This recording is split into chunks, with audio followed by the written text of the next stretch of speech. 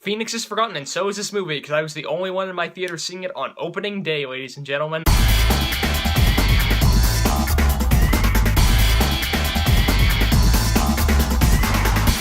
Phoenix Forgotten. So Phoenix Forgettable is a new Forgettable movie that's kind of like Blair Witch Project meets The X-Files, only nowhere near as good as either of those two. In it, it's 1997, and the Phoenix lights shine. There's like these like mysterious orbs in the sky, and these kids are like, oh hey, I wonder what those are, and they kind of go after them, and then the three kids go missing. So it sounds extremely like Blair Witch Project, and now we have our movie. And I'll say this, before I get into the roast session about this movie did do something new and unexpected that I actually really admired, because I was expecting it to be complete generic found footage from start to finish, and even though most of it was, it did do something kind of interesting and new. So a lot of times you see like the found footage, like, oh, they found these like cassette tapes, like, you know, let's watch them now, and like you're just watching the cassette tapes.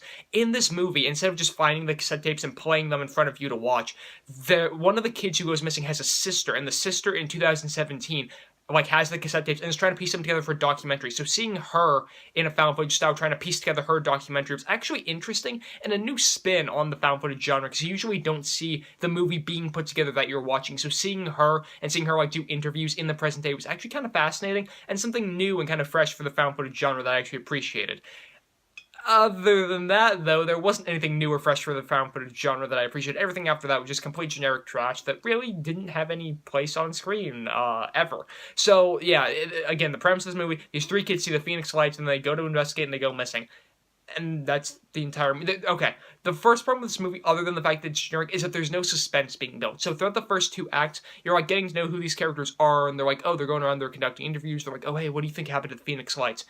But in the Blair Witch Project, which I'm going to compare this movie to quite a bit, they kind of established this lore where it's like, oh yeah, the Blair Witch kidnapped all these kids. Oh yeah, she lived in this like hut that nobody's able to find in the woods. And it's kind of like, you have like these images in the back of your mind where you're like, that's kind of scary to even think about. None of that happens in this movie. Nobody has any theories about aliens. Nobody has any theories about, like, what's going on. There's kind of, like, a thing, like, oh, maybe, like, the U.S. government's in on it, but they don't really go anywhere with that. So by the end of the movie, and I won't spoil it for you in case you do want to go in and watch this movie and then forget about it, by the end of this movie, when, like, the climax happens, it doesn't really make any sense, and you don't really... So, at the end of Blair Witch Project, and, like, spoiler alert if you haven't seen it, it's 18 years old at this point, at the end of Blair Witch Project, when the guy is standing in the corner, you're like, oh my god, the witch has found them, and she's gonna torture and kill them. And, like, that just implied, you can see the guy standing in the corner, it's a clever ending. In this, when everything's going down, the climax of the movie's happening, it just feels like noise and bright, like, images on screen. You don't understand what's happening. There's no, like, catharsis at the end of the movie. It just makes no sense. And going along with that, the generic acting and the generic characters just don't add to it in this thing. Like, I mean, so when you're watching the movie, you're like, oh, they're interviewing the parents of the kids who got captured, and then they're like, oh yeah, they're gone, they're missing, it's a bummer. I'm like, why aren't you crying? You're like, your kids are gone. Like, really? That's the best you got? Like, bummer? Like, maybe... I live in the real world. I assume that if I go missing, my parents are gonna cry a little bit about it. I hope, at least. But, like, in this movie, it's just so... I mean... I don't know. It's just one of those things where I'm like, it's just, it feels like nobody was giving it their all in this movie. Nobody was really trying that hard. I give, like I said, I give some credit to the director for doing the, like, new original thing and having some shots that actually were set up well and that did feel like they were, like, 1997 era-ish, but not getting those performances of the actors, not making a coherent story, it just detracted so much of my enjoyment of the movie, because this really could have been a sweet alien invasion type of story. It could have had that mystery. It could have been... When I was watching this, I thought of Project Almanac, because that movie I thought almost was there. It was, like, almost at being really good, but then the, like, third act kind of went off the rails and it just wasn't. And it's similar with this movie, only more so, is that it was generic going through, and I'm like, if this movie has a really sweet ending, then I can totally forget what happened in the first two acts. It was just generic.